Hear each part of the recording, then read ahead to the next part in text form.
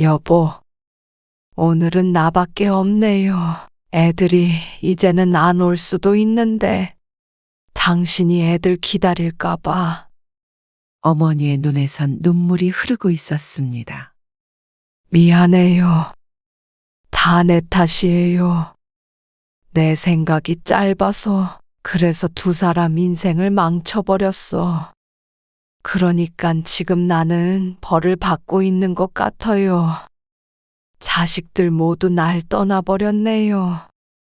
남편이 죽고 한 번도 혼자 지내본 적이 없는 제사가 오늘은 무척 낯설었습니다.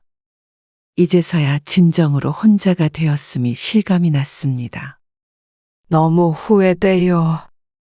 시간을 되돌릴 수만 있다면, 그럴 수만 있다면, 절대 그런 선택을 하지 않았을 거예요. 장남이라고 나머지 가족을 책임질 의무가 없고, 동생들이라고 장남을 위해 희생할 이유가 없었는데, 내가 똑같이 키우고 똑같이 가르쳤다면 지금쯤은 셋 다 잘 돼 있었을 수도 있죠. 당신 닮아서 다 똑똑한 애들이었으니까. 결국 내가 무식해서, 내가 못나서 자식들 모두를 괴롭게 만들었어요. 미안해요, 여보. 당신 제사상에 혼자 앉아 있어서. 쓸쓸히 홀로 남겨진 오늘 이야기 속 주인공은 80세 정명주 씨입니다. 오래전 남편을 잃고 홀로 자식 셋을 키워온 어머니입니다. 없는 형편의 시장에서 두부 장사를 해가며 가정을 꾸려왔고, 이제는 아들, 딸들 모두 50대가 되었습니다. 첫째 아들은 손석환, 둘째는 딸 손경민, 막내 아들은 손석천입니다. 정 씨는 시간이 지나면 남편의 빈자리도 메꿀 수 있고 자식들 모두 잘 먹고 잘 살 것이라고 믿어 의심치 않았습니다. 첫째 아들만 성공한다면 말이죠.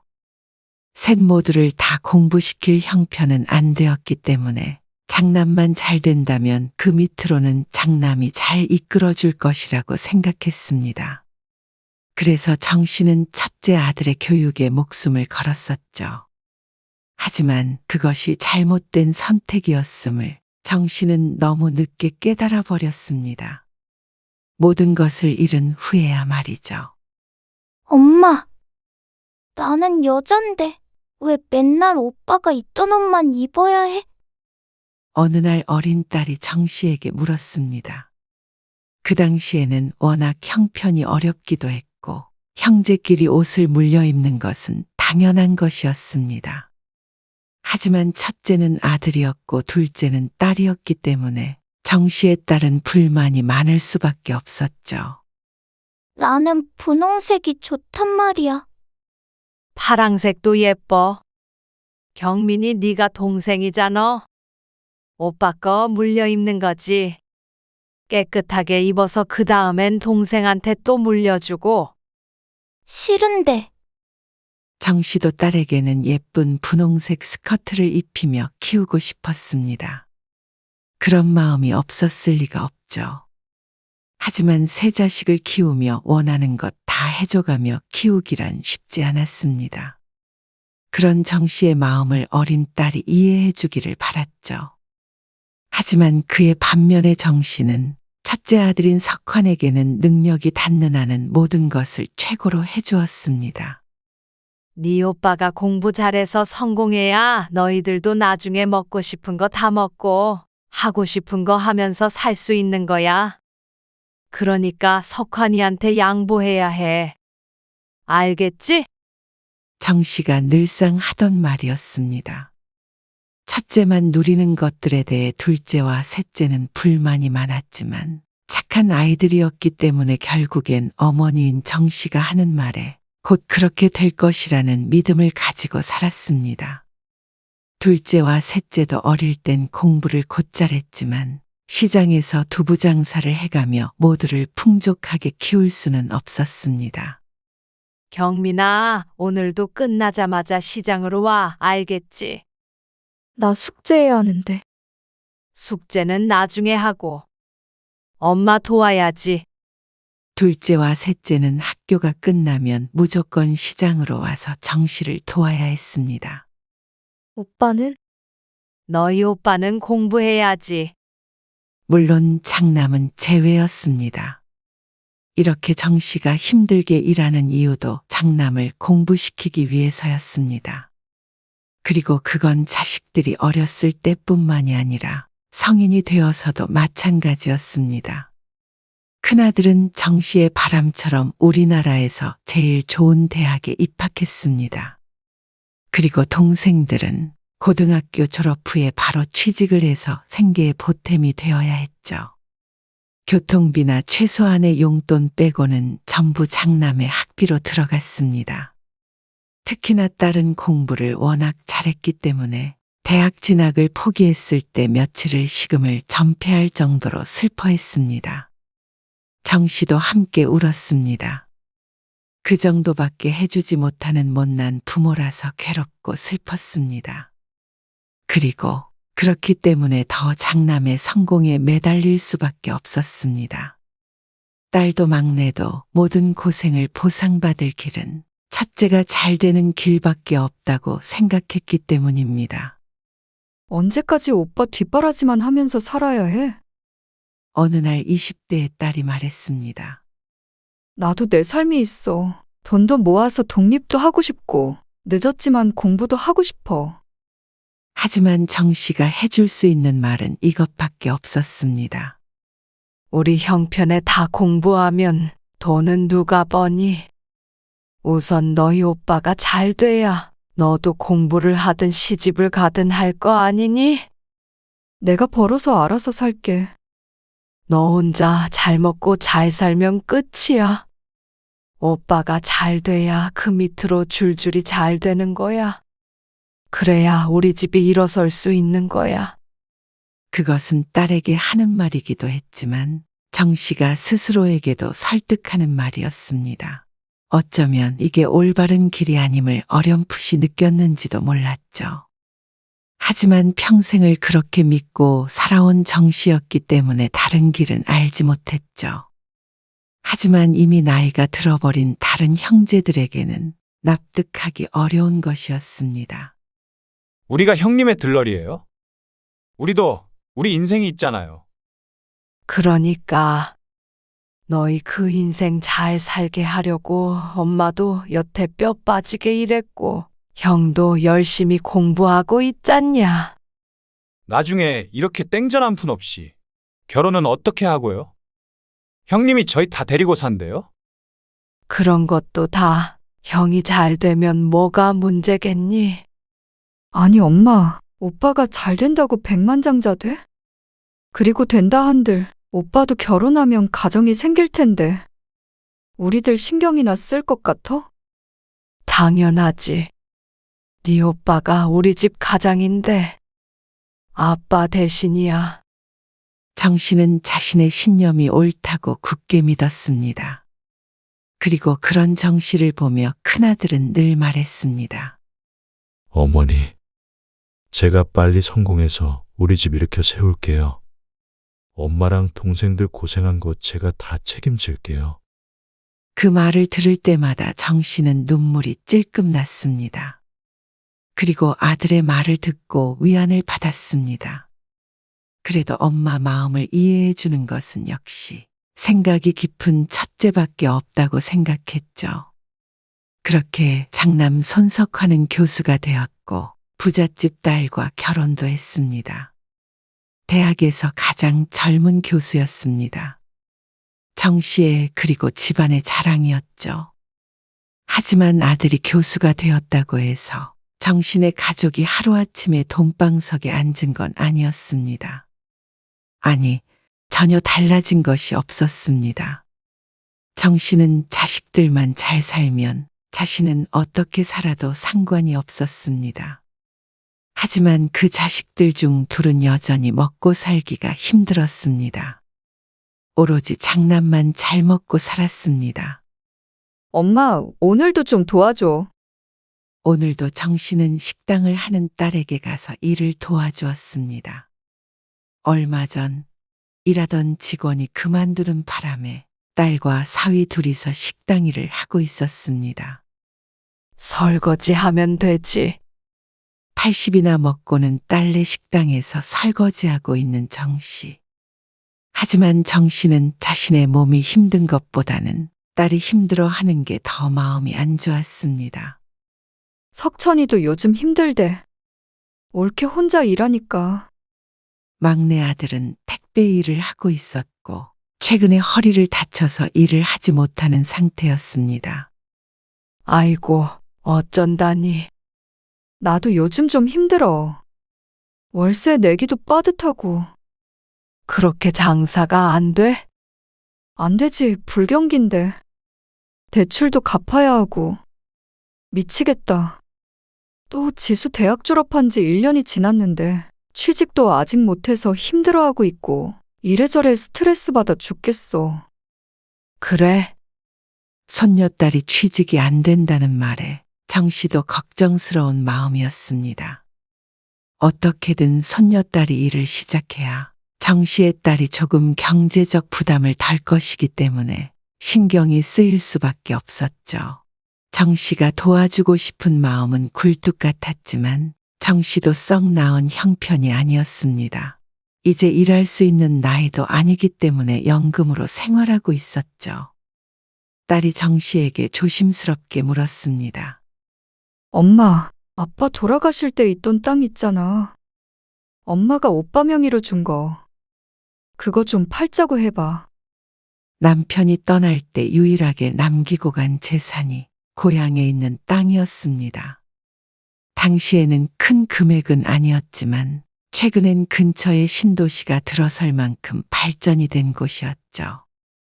하지만 그 땅은 진작에 아들 명의로 바꿔주었습니다. 그건 한번 말은 해보마. 나중에 똑같이 나눠준다고 했어. 그런데 나눠주려면 진작에 나눠줬어야지. 자기 혼자 갖고 입 닦을 사람이야. 아무리 그래도 네 오빠가 그런 사람은 아니야. 정 씨의 말에 딸이 답답해했습니다.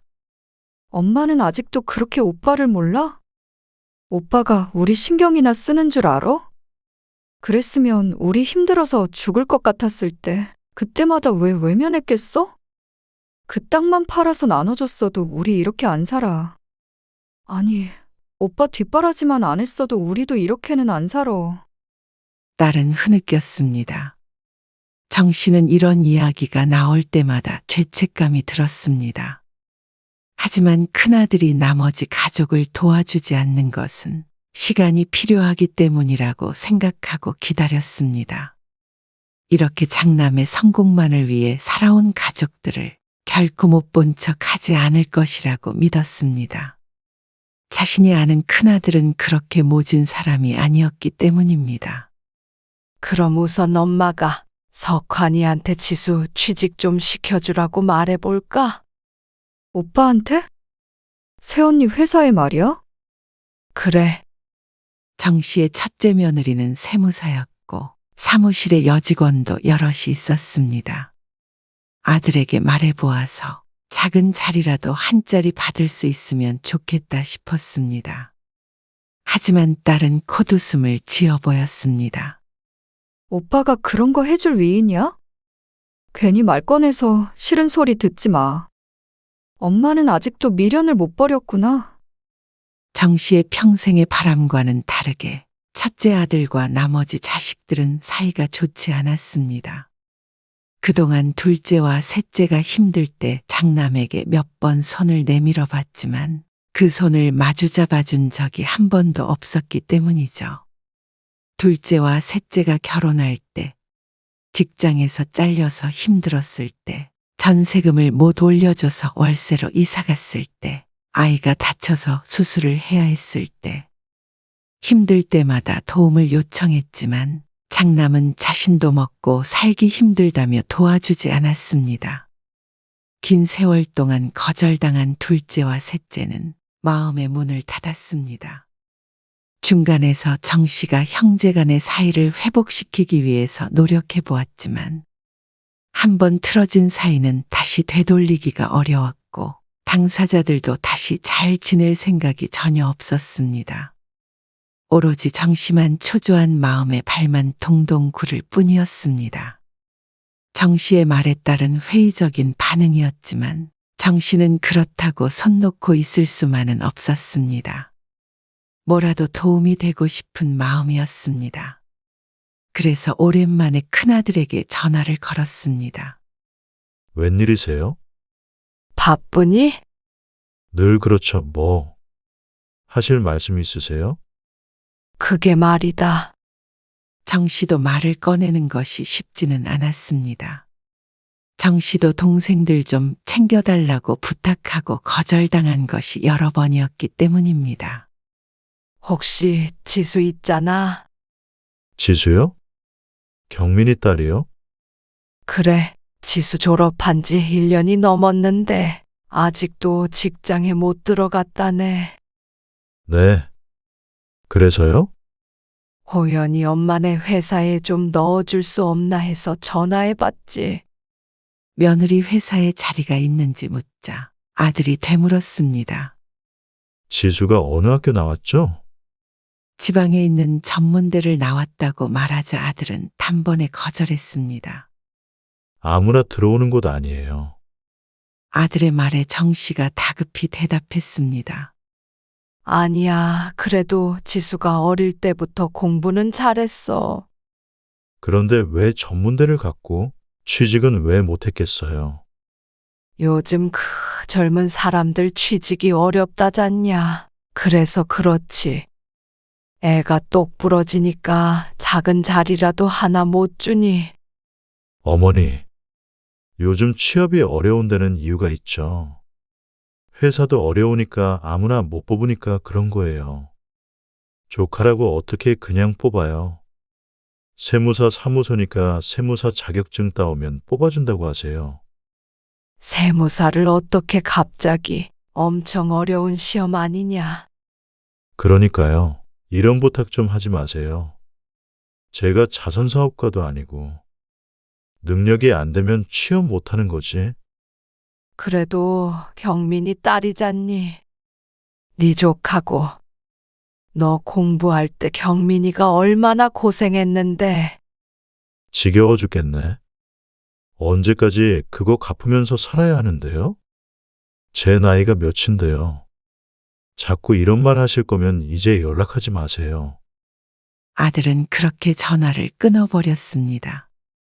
정씨는 딸에게는 오빠가 이랬다 하고 말도 하지 못했습니다. 자신도 상처를 받았는데 딸도 상처받을 게 걱정이 되었습니다. 하지만 말하지 않아도 딸은 짐작하고 있었습니다. 저번에 지수 취직 얘기해봤지? 그게 말이다. 알아. 당연히 싫다고 했겠지. 기대도 안 했어. 언제 오빠가 우리 신경이나 쓴 적 있어? 엄마도 이제 그만해. 뭐하러 자존심 상하고 기분만 나쁠 거를 왜 자꾸 해. 엄마는 벨도 없어? 그래도 형제간에 돕고 살아야 하잖냐. 그건 엄마 생각이고. 그렇게 당하고도 장남 타령이 하고 싶어? 우리 돕고 싶으면 그냥 땅 팔아서 돈으로 달라 그래. 그러면 연락하고 지낼 일도 없다고. 너까지 왜 그러니? 그래도 네 오빠인데. 어휴 답답해 정말. 딸은 장남 석환의 이름만 나오면 치를 떨었습니다. 어쩌다 남매간이 이렇게 되었는지 모르겠습니다. 그래도 어릴 때는 서로를 위해주는 우애 깊은 삼남매였는데 말이죠. 그리고 그건 막내도 마찬가지였습니다. 엄마, 우리 다음 달에 동해로 휴가 가려고 하는데 같이 가요. 바닷가에 함께 가자는 아들의 말이 반가웠습니다. 그래도 부모라고 늘상 챙겨주는 막내 아들이 참 고마웠죠. 그래? 좋지. 그런데 마냥 좋다고 고개만 끄덕일 수는 없었습니다. 마음의 사포가 얹어진 듯 까끌거리며 걸리는 부분이 있었기 때문이죠. 경민이도 같이 가는 거지? 네. 누나네 식구들 다 같이 가죠. 그럼 석환이한테도 엄마가 전화해 볼까? 둘째와 셋째는 가족끼리 서로 사이가 좋아 자주 만나기도 하고 함께 여행도 갔습니다. 하지만 늘상 장남은 빠져 있었죠. 정 씨의 욕심이긴 하지만 다시 예전처럼 새남매가 함께 하는 모습을 보고 싶었습니다. 아, 엄마 좀. 형님한테는 왜 연락을 해요? 하지만 역시나 막내 아들은 질색을 했죠. 그래도 같이 가면 좋잖아. 서로 오해도 풀고.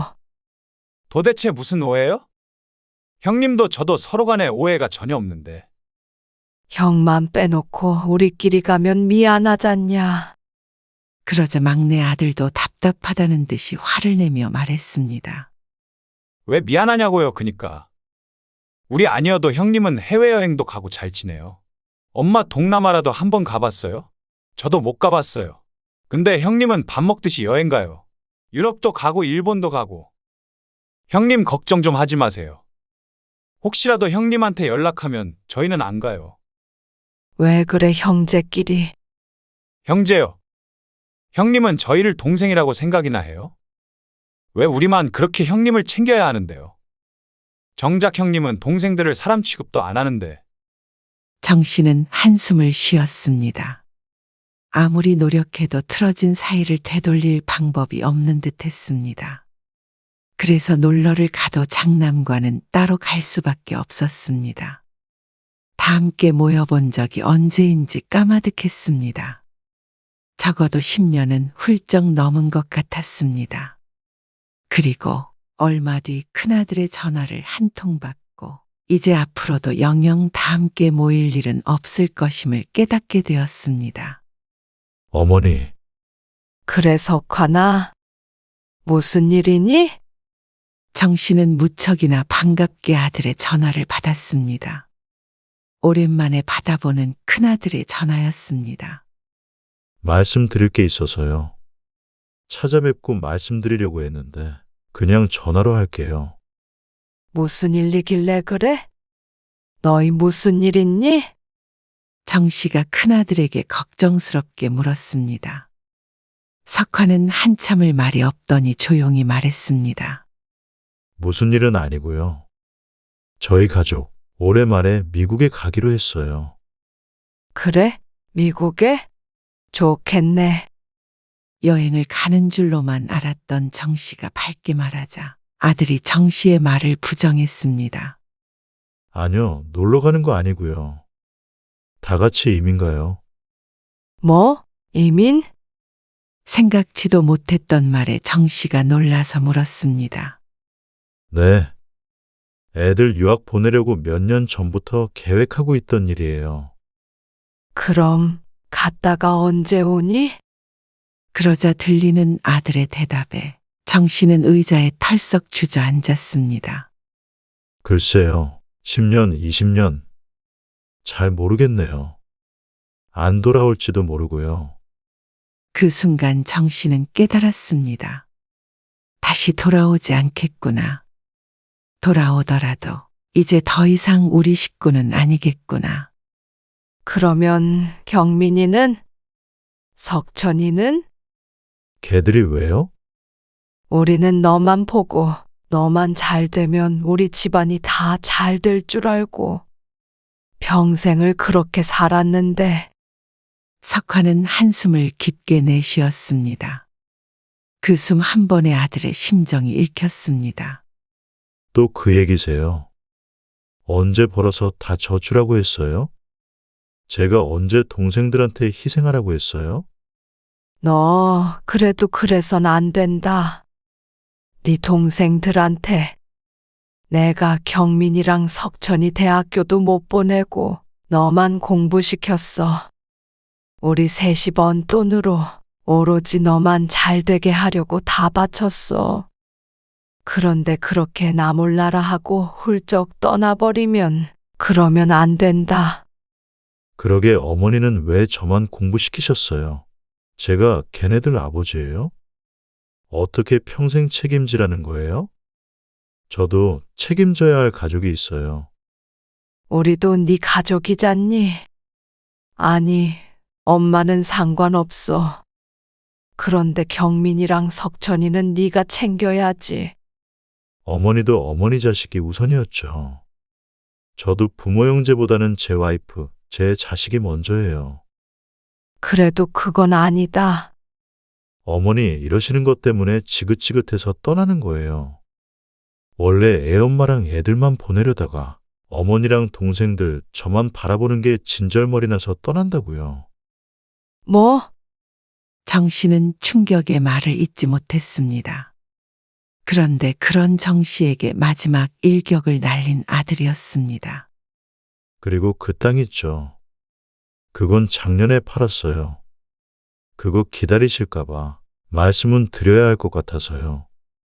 이제 저 때문에 희생한다는 생각 말고 어머니도 경민이 석천이도 자기 인생은 자기가 좀 책임지라고 하세요. 저도 걔들 못지않게 희생하면서 살았어요. 저는 장남으로서 충분히 했다고 생각합니다. 그럼 끊을게요.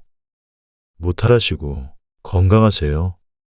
꼭 마지막 작별 인사 같은 말은 남기고는 아들은 전화를 끊었습니다.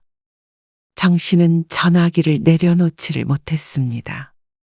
10분 전 휴대폰에 뜬 손석환이라는 이름 석자에 설레었던 정 씨는 더 이상 없었습니다. 그 이름 석자가 이제는 절망만을 뜻하는 단어 같았습니다. 장남만 잘 되면 그러면 삼남매의 인생은 자신과는 다를 줄 알았습니다. 그래서 정 씨가 자식들에게 희생을 강요했고, 그래서 장남은 승승장구하고 결혼도 잘하고 정말 자신과는 다른 신분으로 살아가고 있었죠. 하지만 둘째와 셋째는 잘하던 공부도 포기해야 했고 젊어서 번 돈은 모두 큰아들에게 주어야 했습니다. 결혼도 돈 한 푼 없이 밑바닥부터 시작했습니다. 그 모든 것이 큰아들이 돈을 잘 벌게 되면 보상받을 수 있는 희생이라고 여겼습니다. 착했던 둘째와 셋째는 어머니인 정 씨의 말을 철석같이 믿고 살아왔기 때문에 결국 자신처럼 힘든 인생을 살게 된 것이죠. 정 씨는 뜨거운 눈물을 흘리며 후회했습니다. 자신을 위해 희생한 가족들을 내버려 두고 미국으로 떠나겠다는 큰아들. 아니, 큰아들을 위한 희생이 아니었고 정 씨를 위해 나머지 자식들이 희생한 것이었습니다. 그걸 너무 늦게 깨달아 버린 것이죠. 며칠 뒤 정 씨는 딸과 막내 아들에게 큰아들의 이민 소식을 전했습니다. 이민? 참. 거봐. 우리가 자기 발목을 잡는다고 생각하는 사람이야, 오빠는. 정 씨가 괴로워하고 있는데 딸이 말했습니다. 그런데, 엄마. 그러면 그 땅은? 그 땅은 주고 간대? 정 씨는 괴롭게 말했습니다. 작년에 팔았단다. 뭐? 팔았다고? 그런데 왜 말도 안 했어? 거봐, 엄마. 그거 전부 가지고 해외로 도망가는 거잖아. 그걸 가만히 듣고 있었어? 딸은 노발대발했습니다. 그리고 그건 막내 아들도 마찬가지였습니다. 힘든 인생에 작은 희망을 품고 살아왔는데 그 희망마저 짓밟힌 듯 했습니다. 그러자 그 화살은 큰아들이 아닌 정 씨에게 돌려졌죠. 엄마, 이건 다 엄마 책임이에요. 저희가 그렇게 말했잖아요. 형님이 우리를 위할 사람이 아니라고. 도울 거면 진작에 도왔을 거라고. 누누이 말했잖아요. 이제 어떡할 거예요? 대답하지 못하는 정 씨에게 아들이 소리쳤습니다. 우리 남겨줄 재산 한 푼도 없이 이렇게 빈털털이 된 건 다 엄마 책임이라고요. 왜 형님밖에 몰랐어요? 우리는 자식도 아니었어요? 늘 형님만 사랑하셨잖아요. 옛날에도 그랬고 지금도 그렇고요. 그럴 리가 있겠니? 엄마는 다 너희 모두 잘 되라고. 그래서 그랬던 거야. 너희 모두 똑같이 사랑했어. 너희 형도 사정이 있었겠지. 엄마는 끝까지 오빠밖에 모르네 정말. 사랑하는 자식한테 어느 부모가 희생하라고 가르쳐. 그리고 오빠 잘 되고 나서도 우리 도움 한 번 못 받았을 때 그때라도 멈췄어야지. 아니야, 경민아. 그런 게 아니야. 그런 게 맞든 아니든 이제는 다 상관없어졌어. 이제 다 늙어서 누굴 원망하고 누굴 탓해. 그냥 우리는 우리대로 잘 살게 엄마. 어쩌겠어 이미 이렇게 살아와서 이렇게 돼버린 걸. 우리 인생이니까 이제라도 우리가 알아서 살 거야. 그런데 엄마 더 늙어서는 우리한테 기대지 마. 그 잘난 오빠한테 엄마 책임지라 그래. 우리는 책임 못 졌어도 그렇게 평생 오빠만을 사랑해온 엄마는 책임지겠지. 그게 최소한의 인간 도리잖아. 안 그래? 경민아, 왜 그러니? 왜 그런 말을 해? 누나 말 틀린 거 하나 없어요. 우리가 바보라서 참고 살아온 거 아니에요. 엄마 원망하는 마음도, 형님 원망하는 마음도 있었지만, 그래도 가족이니까. 그래서 견딘 거라고요. 그런데 이렇게 끝까지 이기적인 형님을 감쌀 생각뿐이죠. 누나, 가자. 석천의 말에 경민이 자리에서 따라 일어났습니다. 엄마, 잘 지내세요. 형님 미국 가기 전에 꼭 엄마도 데리고 가라고 하고요. 경민아, 석천아. 정씨는 떠나는 아들, 딸을 붙잡으려고 했지만 두 남매는 정씨를 돌아보지 않았습니다. 혼자 집에 남게 된 정씨. 그 자리에 주저앉아 한참 동안 멍하니 있었습니다. 단란했던 지난날의 새 남매가 떠올랐습니다. 남편이 떠나고 어린아이들을 끌어안고 울던 젊은 날의 정씨. 그리고 아이들이 커가고 없는 살림이지만 서로 콩 한 쪽도 나누어 먹던 그 시절의 아이들. 그 시간들이 꼭 꿈을 꾼 듯 아스라이 느껴졌습니다. 하지만 현실은 울고 있는 초라한 노인네 한 명만이 남아있을 뿐이었습니다. 한 달 뒤 남편의 제삿날이었습니다. 여느 때와는 달리 정씨 혼자 상 앞에 앉아 있었습니다. 기운도 없어 제사상도 제대로 차리지 못하고 음식 몇 가지만 상 위에 초라하게 올려져 있었습니다. 큰아들은 제삿날 오지 않고 돈봉투만 보낸 지 10년은 넘었는데 이번엔 그마저도 없었고, 원래라면 둘째와 셋째는 낮부터 와서 함께 음식 준비를 하고 같이 밥도 해먹고 북적거렸을 집안. 오늘은 고요할 뿐이었습니다. 정씨는 상 앞에 앉아서 천천히 술을 따랐습니다. 여보, 오늘은 나밖에 없네요. 애들이 이제는 안 올 수도 있는데 당신이 애들 기다릴까봐. 정씨의 눈에선 눈물이 흐르고 있었습니다. 미안해요. 다 내 탓이에요. 내 생각이 짧아서 그래서 두 사람 인생을 망쳐버렸어. 그러니깐 지금 나는 벌 받고 있는 것 같아요. 자식들 모두 날 떠나버렸네요. 남편이 죽고 한 번도 혼자 지내본 적이 없는 제사가 오늘따라 무척 낯설었습니다. 정씨는 이제서야 진정으로 혼자가 되었음이 실감이 났습니다. 너무 후회돼요. 시간을 되돌릴 수만 있다면, 그럴 수만 있다면 절대 그런 선택을 하지 않았을 거예요. 장남이라고 나머지 가족을 책임질 의무가 없고 동생들이라고 장남을 위해 희생할 이유가 없었는데, 내가 똑같이 키우고 똑같이 가르쳤다면 지금쯤은 셋 다 잘 돼 있었을 수도 있죠. 당신 닮아서 똑똑한 애들이었으니까요. 결국 내가 무식해서, 내가 못나서 자식들 모두를 괴롭게 만들었어요. 미안해요, 여보. 당신 제사상에 혼자 앉아 있어서. 그리고 정씨는 자신의 인생의 끝이 아름답지 않을 것임을 짐작했습니다. 아무도 찾아오지 않은 장례에 버려진 무덤 같은 것들이 상상이 되었죠. 글쎄, 혹시나 둘째나 셋째가 마음이 약해져 찾아올 일이 있을지.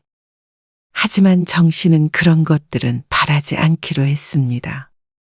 이제 와서 동생들에게 늙은 부모까지 책임지라고 하는 것은 염치도 없고 자식들에게도 너무나 가혹한 일임을 알고 있었습니다. 혹시나 정 씨가 눈 감는 그날까지 찾아오지 않는다고 하더라도 한 톨의 원망도 없었습니다. 그리고 그날까지 정 씨는 홀로 남겨져 외롭게 사는 인생이 벌이라고 생각하며 살기로 했습니다. 자식들 없는 삶은 사는 게 아니었기 때문에 굳이 노력하지 않아도 괴로울 것임은 뻔했습니다. 그것이 정 씨가 받는 가장 큰 벌이 될 테죠. 정 씨는 남편에게 따라준 술잔을 홀로 비우며 회한의 눈물을 흘렸습니다.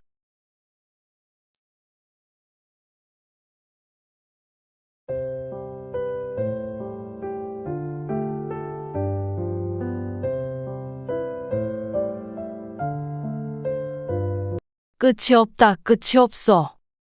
너 장가 가면 뒷바라지 끝날 줄 알았는데 어쩜 자식이 40살이 넘었는데도 자식 기르는 게 끝이 안 나니? 이러다 100살 돼서 눈 감는 그날까지 너 뒷바라지만 하다가 갈 것 같아서 무섭다. 엄마는 자식 고생하는 게 보고 싶어요. 그럼 넌 부모 고생하는 거 보고 싶니? 아니, 남들에게 물어보세요, 엄마. 자식한테 이렇게까지 하는 부모가 있는지. 그러면 너는 남들처럼 엄마 아빠 부양하면서 살래? 우리 노후 니들이 책임질 거야? 그렇다고 한다면 가진 돈 너희한테 주마. 그렇게 할래? 그러자 아들은 할 말을 잃었습니다. 당연했죠. 아들이 무엇보다 무서워하는 것이 부모 봉양하는 것이었으니 말이죠. 거봐라. 너는 그냥 부모 돈은 갚지 않고 써도 되는 마르지 않는 샘물로 생각하는 거 아니냐? 그 돈이 땅 파서 나온 돈이니? 지금 엄마 아빠 70대야. 허리 굽을 때까지 평생 일해서 모은 돈이야. 늙어서 자식들 도움 없이 살아보겠다는데 그 돈까지 가져가야 직성이 풀리니? 그래놓고 평생 헌신한 늙은 부모 돌보라 그러면 치를 떨지 않니? 치매라도 걸리면 돈 없는 부모를 어떻게 하려고 그래? 그래서 서로 부담 주지 않도록 우리 노후 우리가 챙겨서 살려고 여기까지 온 거야. 그런데 너희는 어쩜 너희만 생각하니? 네 말대로 자식이니까 갚을 시간은 충분히 주마. 그런데 그 돈은 꼭 갚았으면 한다. 안 갚으면 엄마 아빠도 살아야 하니 차용증 썼던 거라도 이용해서 받아낼 테니까 그런 줄 알아라. 아들에게 소리치는 오늘 이야기 속 주인공은 70세 김양선 씨입니다. 김 씨는 아들 하나, 딸 하나가 있습니다. 아들은 42세 박용민으로 10여 년 전에 결혼해서 아이가 둘이었습니다. 그리고 딸은 38세 박영지로 5년 전 결혼했고 아이는 아직 없었습니다. 서울에서 살다 보니 아들, 딸 결혼할 때 집 한 채씩 떡 하니 사주지는 못했지만 그래도 오랫동안 남편과 저축해온 돈으로 결혼할 때 많이 보태주었죠. 능력이 닿는 데까지는 자식을 위해 헌신하는 일이 잘못됐다고 생각한 적이 없었습니다. 김 씨도 남편도 삶의 목표가 자식들인 것처럼 살아왔고 그것이 행복했습니다. 하지만 자식이 30이 넘고 40이 넘어도 부모의 짐을 내려놓을 수는 없었습니다. 꼬부랑 할머니가 될 때까지 자식들을 키우는 일은 끝이 나질 않았죠. 엄마, 지난번에 적금 만기돼서 받은 돈 있잖아요. 김 씨가 20년간 들었던 적금이 지난주에 만기가 되었습니다. 그걸 알고 있던 아들이 김 씨에게 전화를 해온 것이었습니다. 그 돈이 왜? 노후를 위해 김 씨와 남편이 오랫동안 들었던 적금이었습니다. 그래서 금액이 상당했죠. 저 사업 자금이 좀 부족해서요. 엄마가 그 돈으로 조금 보태줄 수 없을까 해서요. 그 돈을 말이야? 김 씨와 남편은 식당을 운영하다가 얼마 전에 정리했습니다. 더 이상 몸으로 일을 하기에는 힘든 나이가 되어버렸죠. 은퇴 시기에 맞춰서 들어놓았던 적금이기 때문에 이 돈은 김 씨와 남편의 노후 자금이었습니다. 좀 안 될까요? 다는 아니고요. 한 1억 정도? 뭐? 1억? 생각지도 못한 금액이었습니다. 그건 너도 알잖냐? 이제 엄마 아빠가 일도 못할 텐데. 그 돈으로 죽을 때까지 살아야 해. 그냥 달라는 건 아니고요. 빌려달라는 거죠. 사업이 잘 되면 당연히 다시 드리죠. 엄마.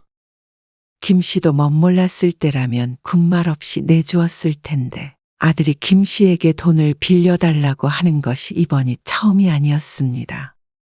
김 씨의 경험상 말은 빌려달라는 것이지만 갚아야 한다는 생각은 애초에 없는 듯 했습니다. 왜냐하면 이렇게 빌려간 돈을 아들이 갚았던 적은 단 한 번도 없었으니 말이죠. 언제 줄 수 있는데? 그건 금방 드릴게요. 역시나 언제 돌려주겠다는 확실한 계획이 없었습니다. 처음에 500만 원씩, 1000만 원씩 빌릴 때마다 했던 말들이었고 그때마다 김 씨도 돌려받을 생각은 크게 없이 주다 보니 깨진 독에 물을 붓는 듯한 기분이었습니다. 퍼주고 퍼줘도 내 바가지가 가득 차 있다면 모르겠지만 김 씨도 그저 평범한 서민이었습니다. 다만 오랫동안 허리띠 졸라매고 덜 먹고 덜 쓰고 저금을 하니 남들보다 돈을 잘 모을 뿐이었죠. 그리고 남들보다 좀 더 오랫동안 일했지만 이래서는 노후에 남는 돈도 없을 듯 했습니다. 이번에 일이 잘 되면 이자까지 붙여서 드릴게요. 제가 잘 돼야 우리 가족 모두 잘 되는 거죠. 엄마도 자식한테 투자한다고 생각하세요. 아니면 은행에 대출이라도 받아야 되는데 요즘 금리가 얼마나 높은데요. 이자 갚다가 망한대요, 다들. 김 씨는 한숨을 내쉬었습니다. 아들의 상황을 모르는 것은 아니었지만 선뜻 줄 수 있을 만한 금액이 아니었습니다. 받지 못한다고 생각하고 줘야 할 텐데 그러면 김 씨와 남편의 노후가 굉장히 팍팍해지겠죠. 그럼 1억까지는 못 해줘. 그리고 아버지한테도 여쭤봐야지. 아들은 굉장히 섭섭해했습니다. 하지만 그런 큰 돈을 덥석 줄 만큼 김 씨도 여유 있는 상황이 아니었습니다. 아직 70세인데 더 이상의 수입이 없기 때문에 10년이든 20년이든 남은 생을 살아가기엔 그리 큰 돈도 아니라고 할 수 있었죠. 결국 김 씨는 남편과 상의를 해서 5천만 원을 아들에게 빌려주기로 했습니다. 돈이 없으면 모르겠지만 있으면서 안 빌려주는 것은 자식에게 미안하기도 했습니다. 이번에는 꼭 갚아야 해. 엄마 아빠 노후 자금이야. 알죠? 꼭 드릴게요. 잘 되면 더 드린다니까요. 뭘 걱정하세요. 아들은 가벼운 투로 말했습니다. 요구했던 금액의 절반밖에 받지 못하니 아쉬운 것 같았지만 김 씨가 그 이상은 줄 수 없다고 자르니 아들도 어쩔 도리가 없었습니다. 하지만 5천만 원도 남이라면 쉽게 빌려줄 수 없는 금액이었습니다. 특히나 김 씨는 말이죠. 김 씨가 어렸을 적에 김 씨의 아버지가 친구의 보증을 잘못 써는 바람에 집이 쫄딱 망한 적이 있었습니다. 그래서 아주 가난하고 힘든 학창 시절을 보냈었죠. 그래서 김 씨가 인생에서 절대 하지 않는 것이 남과의 금전거래였습니다. 하지만 그게 자식한테까지 그렇게 할 수는 없었습니다. 5천만 원을 송금해주고 김 씨는 이상하게도 허전한 감정을 느꼈습니다. 그동안 열심히 모아둔 돈이 순식간에 사라지자 공허하기까지 했습니다. 돈이 사라진 빈자리 때문은 아니었고 자신의 삶이 조금 허전하다고 느껴졌죠. 엄마, 애엄마랑 어디 좀 다녀오게. 이틀만 애들 좀 봐주세요. 아들의 부탁에 김 씨는 아들네에 와 있었습니다. 김 씨는 생각이 복잡했습니다. 아들이 어렵다 하긴 하지만 그래도 아들은 가끔 해외여행도 다니고 잘 먹고 잘 사는 것 같았기 때문입니다. 또 이렇게 가끔은 애들을 김 씨에게 맡기고 부부끼리 좋은데 놀러도 다니고 말이죠. 김 씨는 젊은 시절에 그렇게 살아본 기억이 전혀 없었습니다. 자식 키우고 돈 모으고 아등바등 사느라 바빴죠. 그렇게 살다 벌써 70살이 되어버렸는데 노후 자금까지 자식에게 털어주게 생겼으니 요즘 생각이 많아질 수밖에 없었습니다. 그런 차에 딸에게서 전화가 왔습니다. 엄마, 집이야? 아니, 용민이네 집에 와 있어. 또 거기 갔어? 어디 좀 다녀온다 그래서. 놀러 갔지? 엄마는 언제까지 오빠 뒷바라지만 할 거야? 이번에 돈도 해줬다면서. 그렇지. 돌려받지도 못하는 걸 왜 자꾸 퍼줘? 김 씨를 나무라는 딸이었습니다. 그렇다고 자기는 왜 안 주냐고 따지는 것은 아니었습니다. 그럼 어째? 힘들다는데. 그게 진짜 힘든 줄 알아? 할 거 다 하고 잘 먹고 잘 살아. 엄마만 등골 빠지는 거지. 딸의 말을 듣고 김 씨는 대답하지 못했습니다. 그게 요즘 김 씨를 생각에 빠뜨리는 부분이었기 때문입니다. 딸은 김 씨의 대답을 기다리지 않고 이어서 말했습니다. 저번에 만났는데 오빠랑 새언니가 그러더라고. 무슨 세금 얘기를 하면서 엄마 아빠가 미리 재산 좀 증여해줬으면 좋겠다고. 그래서 내가 그럼 엄마 아빠 돈을 다 받으면 오빠가 모시고 살아야 되는 거 아니냐니까 그건 자식 없는 나보고 하라고 하더라. 자기는 자기 자식 키우기도 바쁘다고 내리사랑 모르냐고. 그러니까 엄마도 적당히 퍼주고 좀 쓰면서 살아. 나도 엄마 아빠 도움받은 입장에서 이런 말 하기는 좀 그렇긴 하지만 솔직히 애 안 낳길 잘한 것 같아. 엄마 아빠처럼 내 삶이 없이 산다면 나는 좀 슬플 것 같아. 딸의 말을 들으니 그동안 김 씨가 왜 공허함을 느꼈는지 알 것 같았습니다. 아들에게 돈을 보내면서도 망설여졌던 것은 아들의 마음을 은연중에 느끼고 있었기 때문이었던 것 같습니다. 돌려받을 수 없는 줄 알면서도 돈을 보내는 김 씨와 돌려줄 생각 없이 가져가는 아들.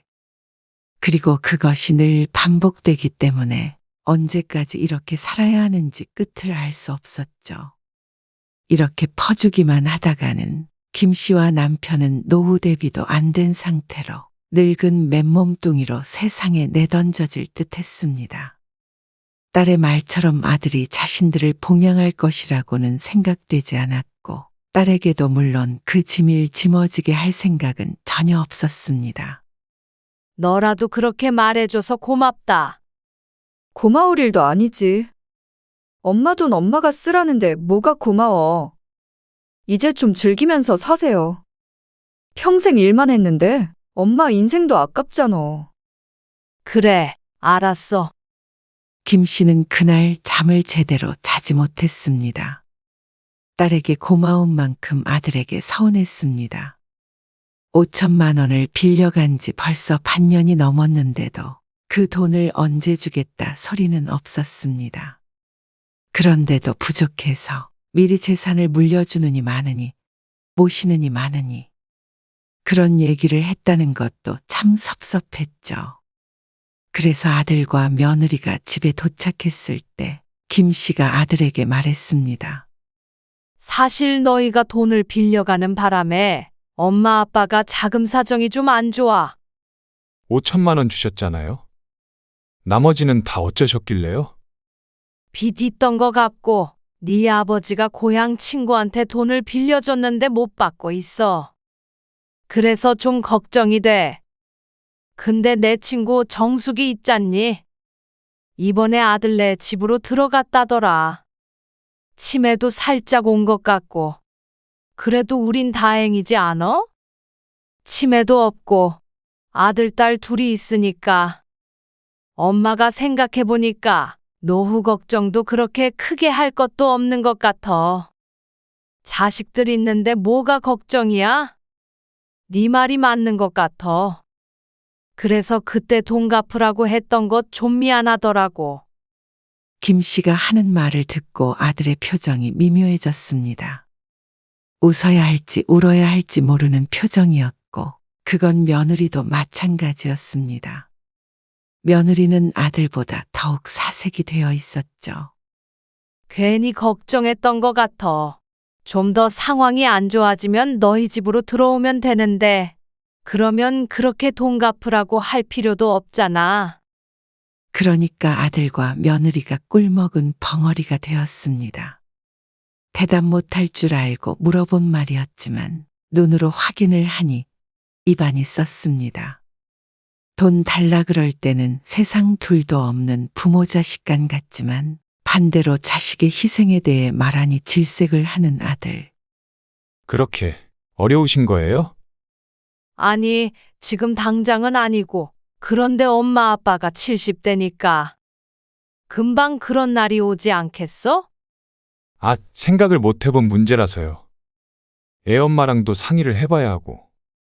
생각을 안 해봤어? 엄마 노후 자금 가져가면서 너희가 잘 되면 엄마 아빠도 잘 되는 거라고 했잖아. 아, 말이 그렇다는 거고요. 돌려드리려고 했죠. 당연히. 아, 그래? 반년 됐는데 말이 없길래. 드리려고 준비 중이었어요. 그러고 나서 아들은 정말 3일 뒤에 김 씨에게 돈을 붙였습니다. 통장에 찍힌 3천만 원을 들여다보는 김 씨의 마음이 복잡했습니다. 나중에 부모를 부양하라 그러자 불이 나게 송금을 한 아들을 보며 자신이 말 한 번 잘했구나 싶기도 했고, 한편 이 와중에 5천만 원이 아니라 은근슬쩍 3천만 원만 보낸 아들이 참 치사스럽기도 했습니다. 그렇지만 어쨌거나 부모는 모실 생각이 없는 건 확실해 보였습니다. 원했던 것도 아니었지만 그 말 한마디가 평생 갚아본 적도 없는 돈을 갚게 할 만큼 강력한 말이었던가 썩을프기도 했습니다. 남편도 잘 마시지도 않는 소주를 사와서 마시는 것을 보며 김 씨도 속이 많이 쓰렸습니다. 돈은 보냈지만 아들에게서는 가타부타 말이 없었습니다. 그리고 김 씨도 굳이 아들에게 물어 왜 이것만 보냈느냐 따지지도 않았습니다. 이미 준 돈을 모두 토해내라 하는 것도 치사스러운 것 같았고, 이제 더는 주지 말자 다짐하기만 했죠. 하지만 몇 개월이 지나자 그때 그 일은 잊었는지 또다시 아들에게서 연락이 왔습니다. 엄마, 아버지 오늘 시골 내려가셨다면서요? 그래, 모레 오셔. 영지가 말하든 네. 오늘 그럼 저희 집에 오실래요? 너희 집에? 왜 너희 어디 가니? 당연히 또 아이들을 맡기려는 목적인 줄 알고 물었지만 아들은 그냥 같이 주말을 보내고 싶다고 할 뿐이었습니다. 아들이 웬일인가 싶었습니다. 남편이 가끔 고향에 내려가기도 했지만 한 번도 김 씨를 부르거나 집으로 온 적이 없었으니 말이죠. 네. 애엄마도 엄마한테 맛있는 거 해드린다고. 오신 김에 아버지 오실 때까지 주무시고 가시면 되죠. 주말에 저희도 일 없어요. 그래? 알았다. 김 씨는 그러마했습니다. 한동안 연락이 오지 않아 손주들을 본 지도 꽤 되었기 때문에 손주들도 보고 싶었습니다. 김 씨는 전화를 끊고 어리둥절해 있었습니다. 지난번에 덜 돌려줬던 돈 때문에 미안해서 그런가 싶기도 했습니다. 김 씨가 아들네에 가자 정말 며느리가 푸짐한 밥상을 차려놓고 기다리고 있었습니다. 아이고, 내가 호강을 다하네. 맛있게 드세요. 김 씨는 기분이 좋았습니다. 손주들도 다 함께 식사를 하고 있는데 아들이 김 씨에게 조심스럽게 말을 했습니다. 그 아버지 문제 생겼다는 그 돈 아직도 못 받았어요? 아, 그 돈? 그 돈은 왜? 갑작스럽게 김 씨의 재정 상태에 대해서 묻는 아들. 기분이 쎄했습니다. 김 씨가 불안해하는 가운데 아들이 말을 이었습니다. 사실은 제가 급하게 돈이 좀 필요해서요. 또 말이냐? 김 씨가 지친 말투로 대답했습니다. 그러면 그렇지. 결혼한 뒤로 이렇게 집으로 초대한 적이 없던 아들이 이상하다 했습니다. 지난번에 대출받았던 거 이번에 못 갚으면 저 큰일 나요. 이 집도 넘어가요, 엄마. 뭐? 갑자기 왜 그렇게 된 거야? 사업 잘 되고 있는 거 아니었어? 그랬는데 지금 사정이 그렇네요. 얼마가 필요한데? 3천만 원이요. 아들에게 이젠 몇 천만 원은 가볍게 얘기할 수 있는 정도의 금액이 돼버린 것 같았습니다. 그만한 돈이 필요할 때마다 생기니 쉽게 내뱉을 수 있는 것이었겠죠. 그렇게 큰 돈을. 알죠? 큰 돈인 줄. 그러니까 이렇게 어렵게 말씀을 드리죠. 그러니까 돈 좀 아껴 쓰지 그랬어. 아니, 사업하는데 돈을 아껴 쓰고 말고 하는 문제가 아니잖아요. 그래도 김 씨는 이해되지 않았습니다. 주말마다 펑펑 돈 쓰고 놀러 다니는 걸 모르질 않는데 그래 놓고 돈 달라고 할 때는 사업이 어렵다는 이야기로 엄마는 이해 못한다는 말로 김 씨의 입을 막아버리는 아들. 하지만 김 씨가 사업에 대해서 모르는 것은 틀린 게 아니기 때문에 뭐라 반박하지 못했습니다. 그런데 그 옆에 있던 며느리가 눈물을 흘리기 시작했습니다. 어머니, 좀 도와주세요. 너희가 빌려갔던 돈도 우리한텐 정말 크고 중요한 돈이야. 알죠? 그래서 늘 감사하게 생각하고 있어요. 저희 너무 힘들어서 그래요. 애들도 키워야 하고. 김 씨는 한숨을 크게 쉬었습니다. 애들까지 거론하니 매정하게 끊어내기가 힘들었습니다. 생각 좀 해보마. 더 이상은 밥맛이 없어서 숟가락을 내려놨습니다. 알았어요. 생각 좀 해보세요, 엄마. 작은 방에 이불 깔아놨으니까 거기서 주무시고요. 정말 자고 가는 것이 맞는지 갈등이 되었습니다. 그러자 며느리가 김 씨에게 말했습니다. 어머니, 돈 얘기는 우선 신경 쓰지 마시고요.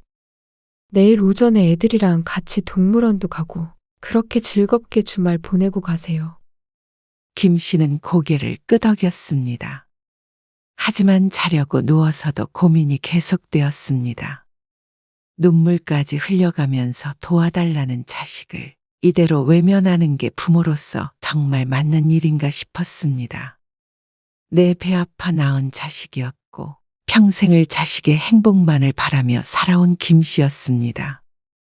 그 돈이 꼭 있어야 한다는데 없어서 못 주면 모르겠지만 있는데 주지 않는 건 너무 매정한 부모인 것 같았습니다. 그렇게 한숨을 쉬며 잠 못 이루고 있다가 결국 바람을 쐬러 조심스럽게 밖으로 나왔습니다. 가슴이 답답해서 야밤에 산책이라도 하려고 했죠. 동네 한 바퀴를 도는데 아파트 앞 편의점 벤치의 아들과 며느리가 보였습니다. 나가는 소리를 못 들은 것 같았는데 자는 줄 알았더니 바깥에 나와 있었죠. 아이고, 쟤들도 답답하긴 한가 보다. 야심한 시각에 둘이 나와서 심각한 이야기를 하는 것을 보니 김 씨의 기분도 좋지 않았습니다. 그래서 갈팡질팡하던 마음이 기울었습니다. 돈 때문에 자식을 저버리는 부모가 되고 싶지는 않았습니다.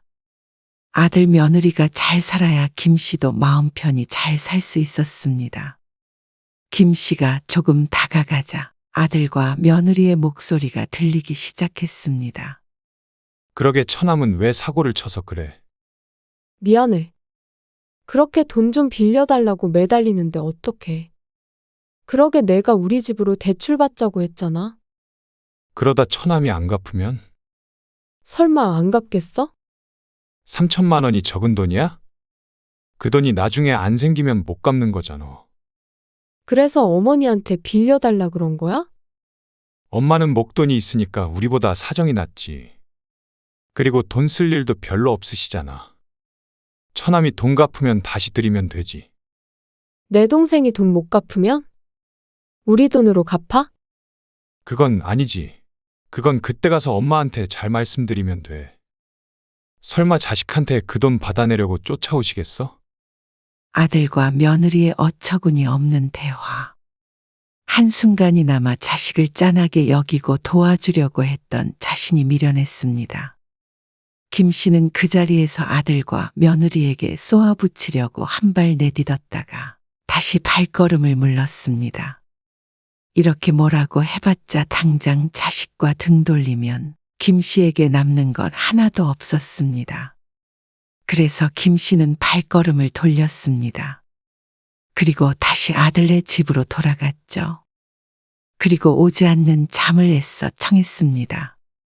눈을 감고 30분쯤 있자 아들 며느리가 들어오는 소리가 들렸습니다. 그리고 다음 날 급한 일이 생겼다며 집으로 돌아가겠다고 했습니다. 그리고 집으로 가기 전 김 씨가 아들에게 말했습니다. 용민아, 네가 말한 그 돈 빌려주마. 네? 정말요? 그래. 빌려줄게. 네가 그렇게 힘들다는데. 감사해요, 엄마. 그런데 조건이 있어. 무슨 조건이요? 김 씨는 밤새 생각해왔던 것을 아들에게 말했습니다. 지난번에 네가 덜 갚았던 돈 있잖냐? 2천만 원이랑 그 전에 빌렸던 돈도. 네. 그런데요. 그거 차용증 좀 써줘라. 그러자 아들이 눈을 크게 뜨며 말했습니다. 차용증이요? 그래. 그래야 앞으로도 돈을 빌려줄 것 아니니. 아들과 며느리는 서로를 어리둥절하게 쳐다보았습니다. 갑작스럽게 나온 그 단어가 무척 낯설게 느껴졌겠죠. 아무래도 부모 자식 간에는 잘 쓸 일이 없는 단어였으니 말이죠. 그래도 차용증은 차용증 쓰면 네가 빌려달라는 돈 얼마든지 빌려주마. 그러자 아들의 머리가 회전하는 소리가 여기까지 들리는 듯했습니다. 그 옆에 있던 며느리도 아들의 옆구리를 쿡쿡 찔렀습니다. 아마 김 씨가 어떤 생각을 하는 줄은 모른 채로 앞으로 받을 돈만 떠올려 보는 것이었겠죠. 알겠어요. 써드릴게요. 김 씨는 아들이 그런 대답을 할 줄을 알고 있었습니다. 그리고 그 약속을 지킬 생각이 없을 것이라는 것도 알고 있었죠. 그래서 아들과 김 씨는 기억을 더듬어 그동안 아들이 사업자금을 빌려달라는 명목으로 가져간 돈들에 대한 차용증을 썼습니다. 3천만 원도 차용증을 쓰고 나서 송금을 해주었습니다. 그러자 아들과 며느리는 무척 기뻐 보였습니다. 감사해요, 엄마. 정말 잘 쓰고 2달 뒤에 꼭 갚을게요. 그래. 그렇게 김 씨는 집으로 돌아왔습니다. 돌아와서도 괴로운 마음을 지울 수가 없었습니다. 차용증을 쓴 금액들을 합치자 1억이 훌쩍 넘었습니다. 그것도 생각나는 큰 금액만 합치니 말이죠. 그동안 평생 뼈 빠지게 일했는데도 풍족하게 살지 못했던 이유가 이렇게 크게 새는 구멍이 있어서였습니다. 김 씨는 인생의 의미에 대해서 다시 생각해 보게 되었습니다. 남편도 그 이야기를 듣고는 함께 괴로워했습니다. 김 씨만큼이나 남편도 자식에게 헌신하며 살았습니다. 김 씨와 남편의 삶은 없다시피 했습니다. 그리고 약속한 2달이 지났을 때 김 씨가 아들에게 전화를 걸었습니다. 용민아, 네, 엄마 웬일이세요? 지난번에 빌려갔던 3천만 원 갚을 때 됐잖냐? 그러자 아들이 놀라며 말했습니다. 벌써 그렇게 됐어요? 아, 그거. 조금만 밀어주세요. 아직 좀 자금 사정이 어려워서요. 김 씨는 역시나 하는 마음에 또다시 아들에게 실망했습니다. 밀어줄 수는 없어. 네? 아들은 못 들을 말을 들은 것 마냥 놀라서 되물었습니다. 밀어줄 수 없으시다고요? 그래. 이번에 그 돈으로 네 아빠랑 제주도 여행 가기로 했어. 여행이요? 아, 그럼 그 여행 갈 돈은 제가 드릴게요. 아니야. 제주도 여행 갔다 오면 또 울릉도 여행도 갈 거고. 울릉도 갔다 오면 저기 못 가본 부산도 가보고 할 거야. 그러니까 그 돈은 이제 줬으면 한다. 여행 가려고 그 돈을 당장 내놓으라는 거예요? 여행 때문에 그렇게 큰 돈이 전부 필요한 건 아닐 거 아니에요. 엄마 아빠가 여행을 가든 안 가든 그 돈은 돌려줘야 되지 않니? 그걸 진짜로 갚으라고요? 아들의 말이 참 황당했습니다. 그럼 가짜로 갚는 것도 있니? 아니, 빚쟁이도 아니고 이렇게까지 내놓으라고 닥달을 하세요. 빚쟁이? 네가 그때 돈 빌려가면서 꼭 갚겠다고 분명히 얘기하지 않았어? 그러자 아들이 조금 말투를 누그러뜨리며 말했습니다. 그건 그래도요. 그러면 차라리 빌려준 게 아니라 아들한테 투자한 거라고 생각하시면 되잖아요. 이제 아들은 배째라였습니다. 평생 아끼고 저축해서 자식에게 투자만 하다가 인생이 끝나는 것 같았습니다. 그렇게 살아온 자신의 삶이 무의미하게 느껴졌습니다. 엄마랑 아빠도 이제는 좀 편하게 늙고 싶어. 조금이라도 더 건강할 때 여행도 좀 다니고 그러고 살고 싶어. 자꾸 여행 하시는데 여행이 먼저예요? 자식 잘 되는 게 먼저예요? 한두 번 도와줘서 끝날 일 같았으면 김 씨도 그러려니 했을 것입니다. 실제로도 아들에게 퍼주었던 게 한두 번이 아니었으니 말이죠. 끝이 없다, 끝이 없어. 너 장가 가면 뒷바라지 끝날 줄 알았는데 어쩜 자식이 40살이 넘었는데도 자식 기르는 게 끝이 안 나니? 이러다 100살 돼서 눈 감는 그날까지 너 뒷바라지만 하다가 갈 것 같아서 무섭다. 엄마는 그럼 자식 고생하는 게 보고 싶어요. 그럼 넌 부모 고생하는 거 보고 싶니? 아들이 답답하다는 듯이 가슴을 쳤습니다. 아니, 남들에게 물어보세요, 엄마. 자식한테 이렇게까지 하는 부모가 있는지. 그러면 너는 남들처럼 엄마 아빠 부양하면서 살래? 우리 노후 니들이 책임질 거야? 그렇다고 한다면 가진 돈 너희한테 주마. 그렇게 할래? 그러자 아들은 또다시 할 말을 잃었습니다. 당연했죠. 무엇보다 무서워하는 것이 부모 봉양하는 것이었으니 말이죠. 거봐라. 너는 그냥 부모 돈은 갚지 않고 써도 되는 마르지 않는 샘물로 생각하는 거 아니냐? 그 돈이 땅 파서 나온 돈이니? 지금 엄마 아빠 70대야. 허리 굽을 때까지 평생 일해서 모은 돈이야. 늙어서 자식들 도움 없이 살아보겠다는데 그 돈까지 가져가야 직성이 풀리니. 그래 놓고 평생 헌신한 늙은 부모 돌보라 그러면 치를 떨지 않니? 치매라도 걸리면? 돈 없는 부모를 어떻게 하려고 그래? 그래서 서로 부담 주지 않도록 우리 노후 우리가 챙겨서 살려고 여기까지 온 거야. 그런데 너희는 어쩜 너희만 생각하니? 네 말대로 자식이니까 갚을 시간은 충분히 주마. 그런데 그 돈은 꼭 갚았으면 한다. 안 갚으면 엄마 아빠도 살아야 하니 차용증이라도 이용해서 받아낼 테니까 그런 줄 알아라. 그럼 법적으로라도 받아내겠다는 말씀이세요? 정말 너무하시네요. 이 순간에도 엄마 탓만 하는 너와는 할 말이 더는 없을 것 같다. 아니, 엄마. 자식이 좀 잘 살아보려고 아등바등하는 건데. 그게 그렇게 싫으세요? 저희가 잘 되면 엄마 아빠를 외면하겠냐고요. 잘 살아보려고 천안 필요한 돈까지 엄마한테 받아가니? 엄마, 아들은 당황한 눈치였습니다. 더 이상 얘기해봤자 부모 자식 간 의만 더 상하겠다. 이만 끊자. 엄마. 김 씨는 전화를 끊었습니다. 그리고 아들은 얼마 뒤 3천만 원을 송금해 왔습니다. 그리고 죄송하다고 문자 메시지도 보냈죠. 천천히 갚겠다고 말이죠.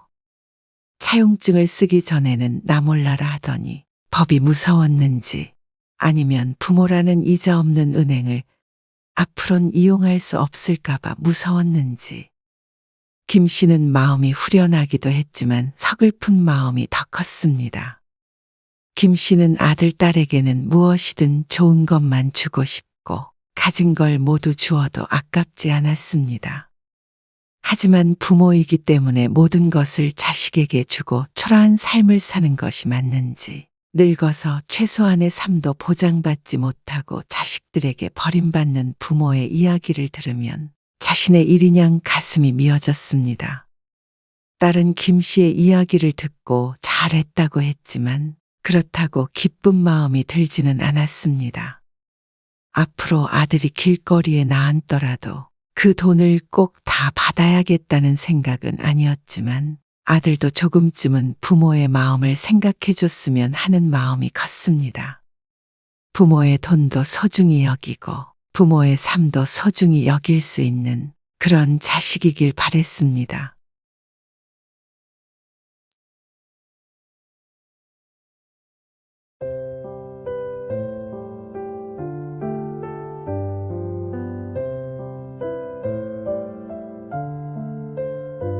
그렇게 제사를 지내고 싶으면 그 집 식구들끼리 지내세요.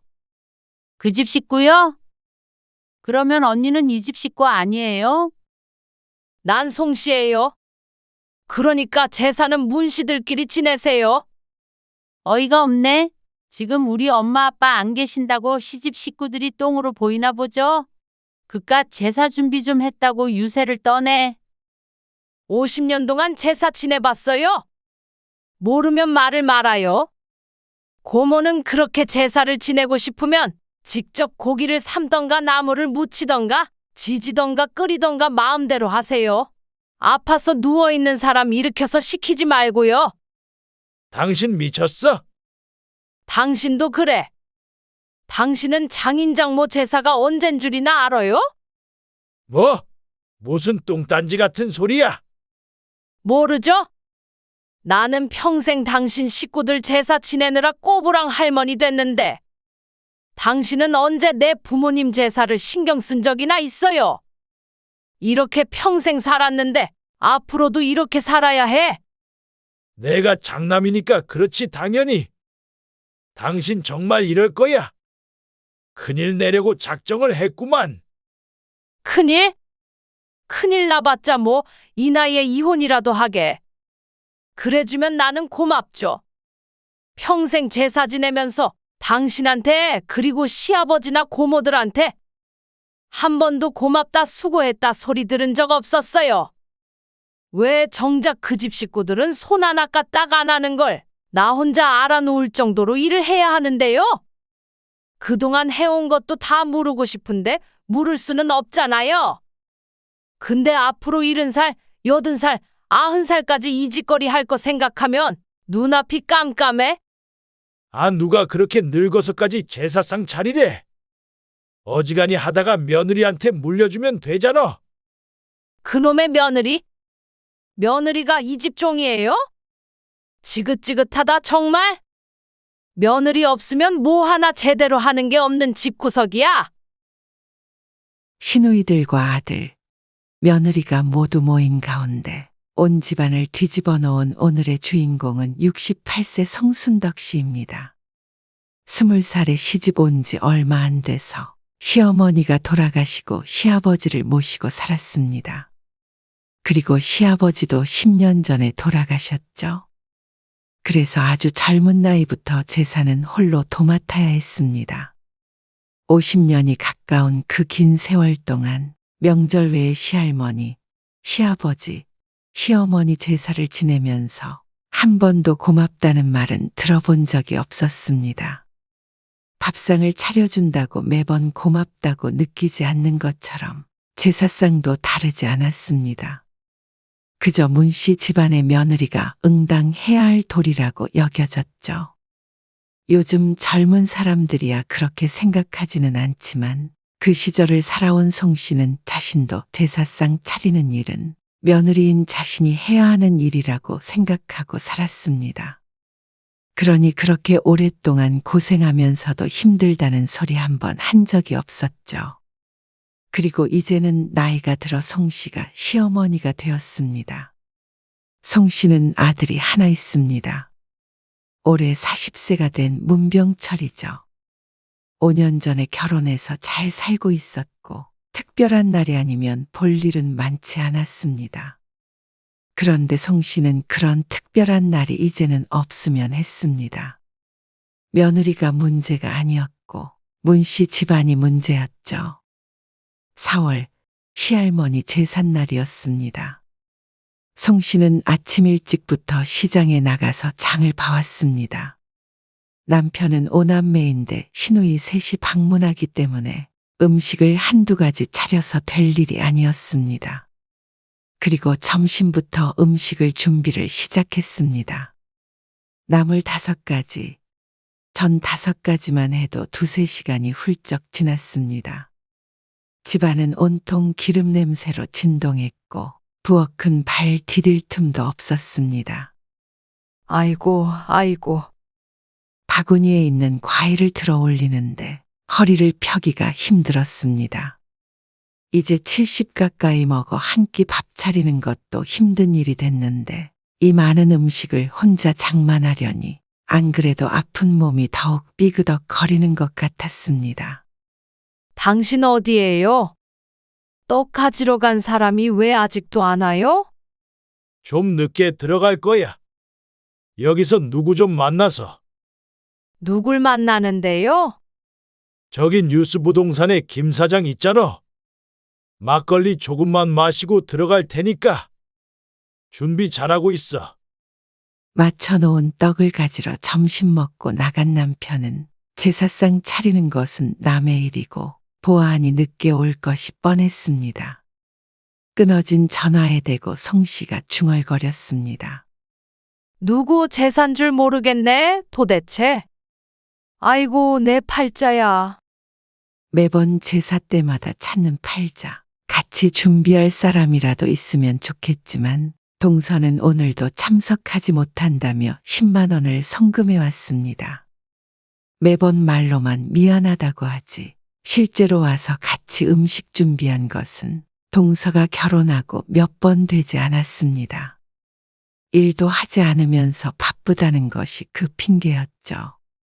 하지만 오기 싫다는 사람을 억지로 끌고 올 수도 없고 큰아들인 송씨의 남편이 남동생과 사이도 좋지 않아 차라리 오지 않는 것이 송씨의 마음이 더 편했습니다. 물론 몸까지 편한 것은 아니고 말이죠. 어머니, 저 일이 조금 늦게 끝날 것 같은데 퇴근하고 최대한 빨리 갈게요. 오후 4시쯤 며느리에게서 전화가 왔습니다. 조금 늦는다는 며느리에게 송씨는 되려 더 늦게 오라며 말렸습니다. 천천히 와라. 9시에 시작할 거니까 8시 반쯤까지만 오면 되지. 더 일찍 올 거 없어. 그래도 어떻게 어머니 혼자 다 준비하세요? 이미 거의 다 했어. 일찍 와도 너 할 거 없으니까 그냥 시간 맞춰서 와. 그때쯤 되면 고모들도 오실 거니까. 그래도 너무 늦지 않을까요? 그래도는 무슨 그래도야. 천천히 와. 일하느라 힘들 텐데 뭐하러 일찍 와서 불편하게 있어. 어머니는 괜찮으세요? 아, 괜찮다마다. 그렇게 전화를 끊고 송씨는 한숨을 내쉬었습니다. 맞벌이하느라 힘들게 일하는 며느리를 퇴근 후에 제사상 차리는 일까지 시킬 수는 없는 노릇이었습니다. 어차피 일찍부터 준비하기 시작해서 음식들은 대부분 다 해놓은 상태였습니다. 조금 있다가 탕국만 끓이면 됐죠. 6시쯤 되자 남편이 집에 돌아왔습니다. 떡이 든 상자를 들고 들어와서는 피곤하다며 안방으로 들어가 버렸습니다. 1시간만 자고 일어날 테니까 병철이네 오면 깨워. 병철이 보고 늦게 오라고 했어요. 뭐? 장손이 제삿날 늦게 오면 돼? 일찍 오라 그래. 야근한대요. 말세다, 말세야. 그러고는 소파에 드러 누워버리는 남편. 그래도 평소에는 과일이나 사탕, 밤 등을 놓는 일은 맡아서 하던 남편이 낮에 한 잔을 걸쳤는지 손을 놓고 있었습니다. 내가 뭘 바라냐? 이게 누구네 재산지 참. 뭐? 아니, 다음부터는 정 같은 건 좀 사서 해요. 요즘은 다 그렇게 한대요. 제사 음식 하느라 한 세월 가요. 그럴 거면 제사를 왜 지내? 전에도 간소화하자고 해서 음식도 몇 개 뺐잖아. 이 정도도 안 하면 그게 제사상이야. 그냥 밥상 놓고 하자 그러지. 아니면 제사를 좀 합치던가요. 한 번만 하면 되지. 잘하다가 왜 그래? 왜 그러냐니? 지금 당신 하고 있는 걸 좀 봐요. 이게 당신 부모님 제사지 내 부모 제사예요? 내가 이 집 종이야? 당신 시부모잖아. 그러니까 내가 지금 차린 거 안 보여요? 한 번만 해요. 한 번만? 이 옆편 내가 제삿날에 제사 없애자는 소리가 나와. 내 나이가 이제 70인데 이러다 골병 나겠어요. 아, 나중에 얘기해. 나중에. 생각해 볼 테니까. 몇 년을 이야기해도 듣는 척만 하지 실제로 제사를 줄이지도 않았습니다. 음식 몇 가지가 빠지긴 했지만 그래도 크게 차이가 나는 것도 아니었습니다. 송 씨는 한숨을 쉬었습니다. 이걸 왜 이렇게까지 말을 해야 하는지, 이런 문제 때문에 매번 제사 때마다 남편과 말씨름을 해야 하는 현실이 답답했습니다. 자신도 평생 이렇게 살기는 했지만 시대가 바뀌어 가고 있는 것은 송 씨도 쌍수를 들고 환영했습니다. 이렇게 며느리만 고생해야 하는 제사가 잘못됐다는 것을 모르고 있는 것이 아니었기 때문이죠. 그래서 송 씨의 며느리도 제삿날 일을 시키지 않는 것은 자신대부터는 이 부분을 고쳐보고자 작은 노력을 하는 것이었습니다. 아이고, 말이 안 통해. 절이 싫으면 중이 떠나야지. 남편은 코를 골며 잠에 빠져들었고 송 씨는 혼자서 부지런히 차렸습니다. 그리고 시간이 훌쩍 지나 아들 며느리가 집에 도착할 때쯤 되자 남편이 슬슬 일어났습니다. 아, 깨우라니까. 몇 번이나 깨웠는데 도통 일어나야죠. 10분쯤 지나자 아들네가 도착했습니다. 왔니? 네, 다들 안 오셨죠? 아직 안 왔지. 어머니, 늦게 와서 죄송해요. 아니다. 내가 천천히 오라고 했는데 뭘. 아들과 며느리 남편이 다 같이 제기에 음식을 옮겨 담아 상을 차렸습니다. 송 씨도 탕국을 푸고 주변 정리를 하느라 정신이 없었죠. 산적은 어딨어? 산적 안 했어? 아이고, 깜빡했네. 냉장고에 고기 있는데. 산적을 만들 소고기를 사두고 냉장고 안쪽에 놓는 바람에 깜빡 잊고 말았습니다. 뭐? 진짜 정신을 어디다 놓고 사는 거야? 깜빡했어요. 치매가 벌써 왔나? 어휴. 송 씨가 남편을 흘겼습니다. 산적 가지고 아들 며느리 보는 앞에서 언성을 높이는 남편 때문에 얼굴이 화끈거렸습니다. 절을 할 준비가 되자 시노이들이 도착했습니다. 할 일 없는 조카들도 몇 와서 집이 순식간에 북적거리게 되었습니다. 만호 오빠는 오늘도 안 온대? 그 자식 얘기는 꺼내지도 말어. 그놈은 문씨도 아니야.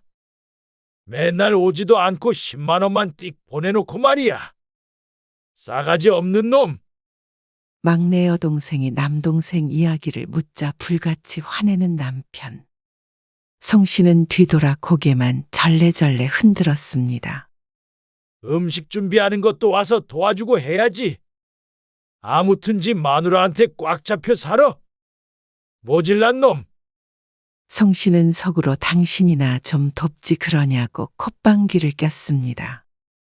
한 번도 일손을 안 보태는 동서가 얄밉기도 했지만 한편으로는 부러운 마음도 들었습니다. 남편과의 사이가 좋지 않아서 오지 않는 것이기도 하지만 동서 힘들까봐 오지 않는 도련님의 성격도 알고 있었기에 그런 남편을 만난 것도 동서의 복이라고 생각했습니다. 남편이 남동생을 욕할 일도 아니라고 속으로 생각했죠. 남편과 아들만 유일한 남자라 둘만 절을 했습니다. 준비한 시간은 하루 종일인데 제사의식은 순식간에 끝났죠.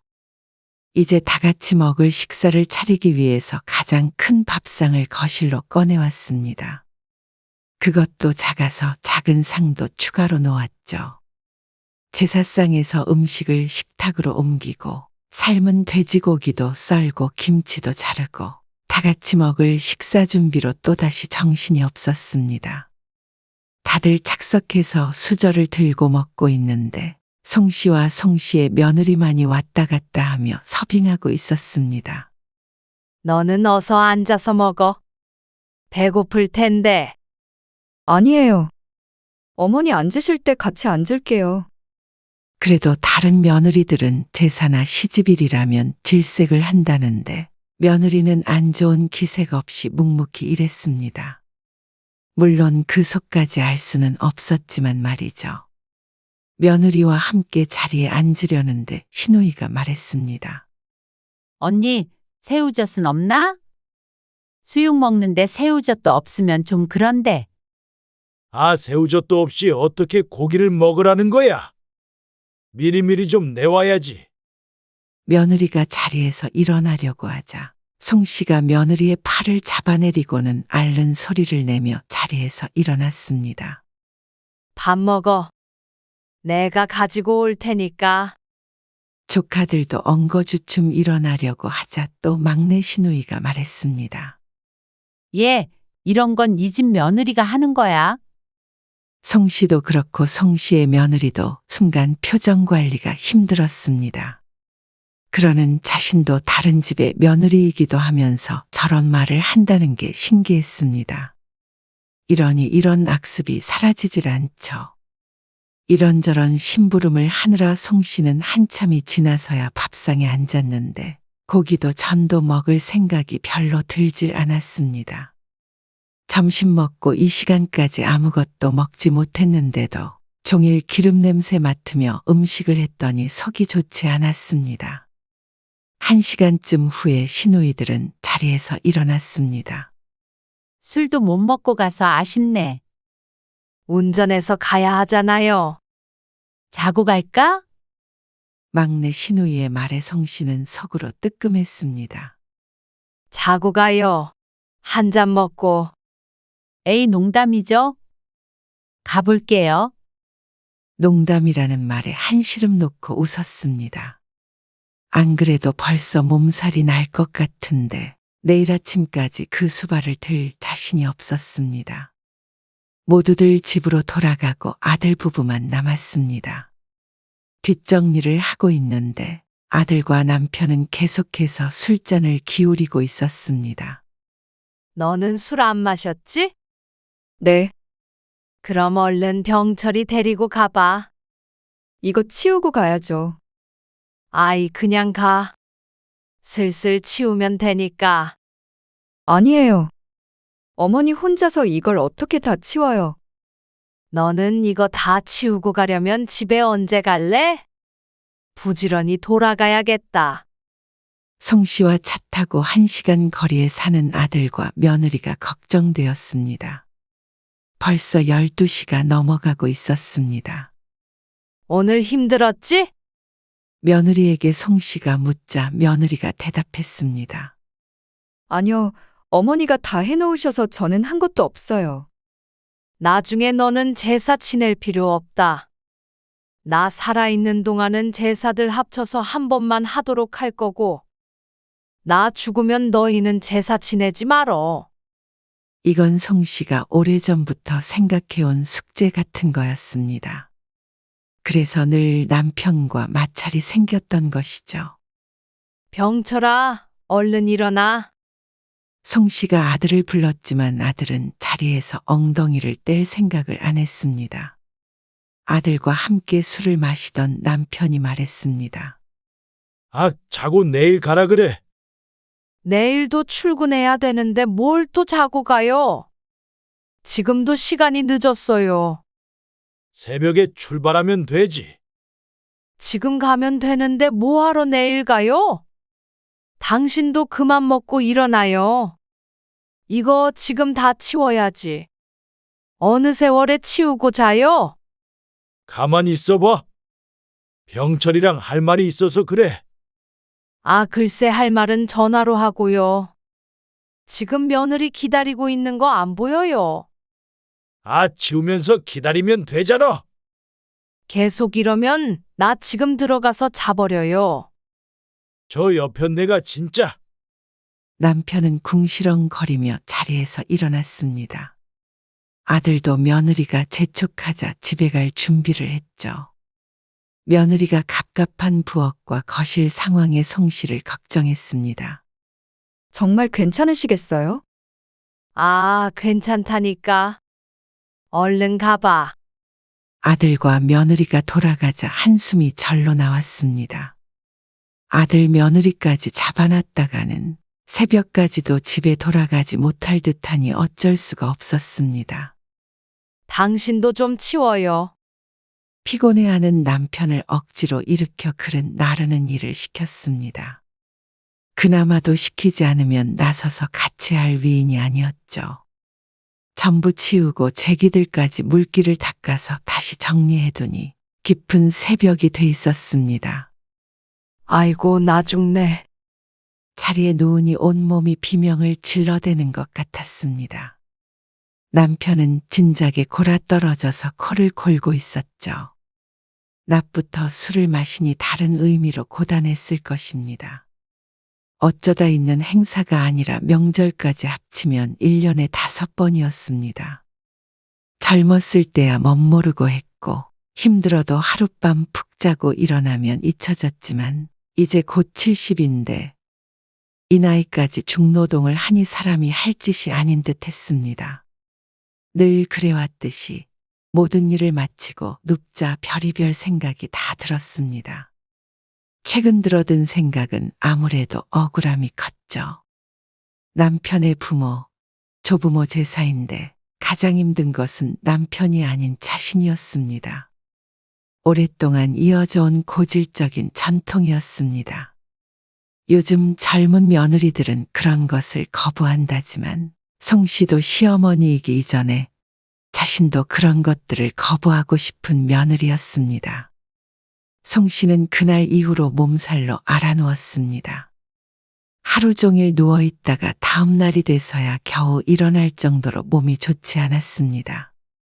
그런데 중요한 건 바로 한 달 뒤에 똑같은 일을 그대로 반복해야 한다는 것이었습니다. 하지만 제사를 며칠 앞둔 날에 송 씨는 급성 췌장염으로 몸져 눕게 됐습니다. 배 통증이 심해 제대로 누워있기도 힘들었죠. 배와 등의 통증이 지속되어 약국에서 받아온 약만 먹다가 도저히 참지 못해서 병원에 다녀온 송 씨였습니다. 멀쩡한 상태로도 힘든 제사를 아픈 상태로 할 수 있을 리가 없었습니다. 이번 제사는 건너뛰어요. 이참에 제사 다 합쳐서 하고. 그럼 어머니 제사를 지내지 말란 소리야. 송 씨의 시어머니 제사였습니다. 이렇게 아픈데 뭘 어떻게 하라는 거예요? 지난번에도 분명 말했잖아요. 제사 좀 합치자고. 당신 말이야. 시어머니 제사를 건너뛰면 당신 나중에 죽으면 우리 며느리가 당신 제사나 챙겨주겠어? 무슨 일 있다고 건너뛰고 무슨 일 있다고 안 하고. 이번에 아파서 정 못하겠으면 며느리한테 시키면 되잖아. 송 씨가 못 차리니 며느리한테 시키라는 남편. 송 씨는 기가 막히고 코가 막혔습니다. 그걸 말이라고 해요? 며느리 보고 시할머니 제사까지 지내라는 말이에요? 아, 왜 못해? 당신도 하잖아. 그건 나니까 지금까지 참고 한 거고. 요즘 애들이 그런 걸 어떻게 해요? 송 씨는 답답한 가슴을 주먹으로 쳤습니다. 그러면 진짜로 제사를 지내지 말자는 거야. 한 번으로 줄이자니까. 아예 없애는 게 그러면 그러자 남편이 갑자기 시누이들에게 전화를 하기 시작했습니다. 이건 정말 남의 편이 맞는 듯 했습니다. 아주 송 씨를 나쁜 며느리 만들려고 작정을 했죠. 예상처럼 시누이들은 노발대발했습니다. 며느리의 도리가 어쩌고 저쩌고. 그러는 자신들도 시집 제사들을 직접 지내고 있는지 궁금했습니다. 하지만 송 씨도 물러설 생각이 없었습니다. 이렇게 아파서는 송 씨가 직접 하기도 힘들었고, 이러다가는 정말 며느리한테까지 이 일이 이어질 것 같았습니다. 결사반대해도 소용없어요. 나는 모르니까 정제사 지내고 싶으면 당신이랑 고모들이랑 다 같이 준비해서 해봐요. 뭐? 당신은? 내가 지금 몸이 이래가지고 뭐래요? 음식 뭐 해야 하는지는 당신이 제일 잘 알잖아요. 당신은 안 빼먹고 잘 알 수 있죠? 그러고는 모르쇠로 일관했습니다.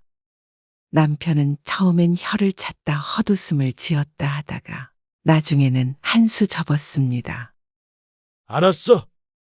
일단 이번에 제사는 넘어가고 넘어가고 합치는 거는 내가 긍정적으로 생각해 볼게. 긍정적으로 생각을 도대체 몇 년 동안 하는 건데요? 아, 알았어. 그러면 내년부터는 어머니 제사 때 다 같이 하는 걸로 해. 그제야 송 씨는 속이 시원해졌습니다. 50년 가까이 묵은 체증이 쑥 내려가는 듯 했습니다. 그리고 한편으로는 어처구니 없기도 했죠. 그렇게 노래를 부를 때는 무시하더니 자기들 보고 직접 하라니까 이제서야 합치겠다는 말이 나오는 게 참 속보였습니다. 그리고 제사 당일이 되었습니다. 제사 때 이렇게 조용히 넘어간 것이 처음이라 실감이 나지는 않았습니다. 오후에 약을 먹고 식탁에 앉아 있는데 남편이 말했습니다. 그래도 말이야, 기름 냄새 안 나는 제삿날이 어딨어? 전 몇 가지라도 놓고 가족끼리 식사라도 해야 되는 거 아닌가? 안 하기로 했으면 안 하는 거지. 전을 또 왜 붙여요? 아니, 절은 안 해도 말이야. 제사는 제사니까. 저녁에 애들 오기로 했어. 애들? 무슨 애들이요? 여동생들과 아들, 며느리를 전부 불렀다는 남편. 뭐요? 이번 제사는 건너뛰기로 했잖아요. 아니, 누가 제사상 차리자 그랬어? 같이 밥이라도 먹자는 게 그게 뭐가 문제야? 방금 전엔 전 부치라면서요. 그리고 그 많은 사람들이 오면 밥은요? 밥은 어떻게 하고요? 아니, 우리 먹는 저녁밥상에다가 숟가락만 더 올리면 되잖아. 그게 어려워? 그걸 말이라고 해요? 참 답답한 소리만 해대는 남편이었습니다.